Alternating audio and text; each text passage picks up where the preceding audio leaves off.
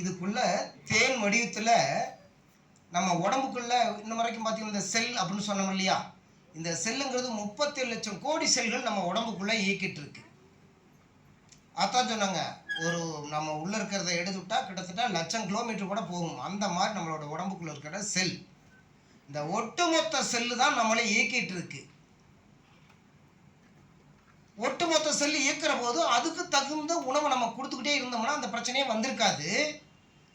இன்னைக்கு இவ்வளவு பிரச்சனை வந்துருச்சு.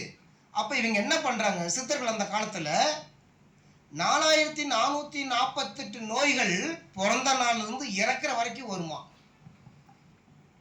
ஒவ்வொருத்தரும் இந்த 4448ங்கிறத கிராஸ் பண்ணி தான் வாழ்ந்துட்டு இருக்கோம்.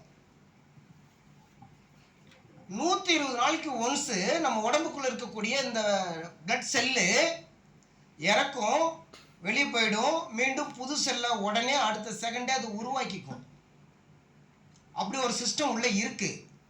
நம்ம என்ன பண்ணோம், அந்த சிஸ்டத்தை தானே மாத்திரை மருந்துகள் அப்படி இப்படின்னு நிறைய உள்ள போட்டு இந்த சிஸ்டத்தை எல்லாத்தையும் நம்ம லாக் பண்ணிட்டோம், செயல்பட விடாம நம்ம லாக் பண்ணிட்டோம்.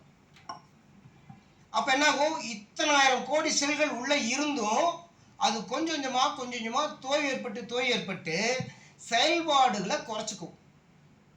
செயல்பாடு குறையும் போது நம்ம உடம்பு இந்த ஸ்கின் எல்லாம் அந்த ஏஜ் ஆக ஸ்கின்ல அப்படியே சுருக்க விழுவ ஆரம்பிக்கும், தலைவலி ஏற்படும்.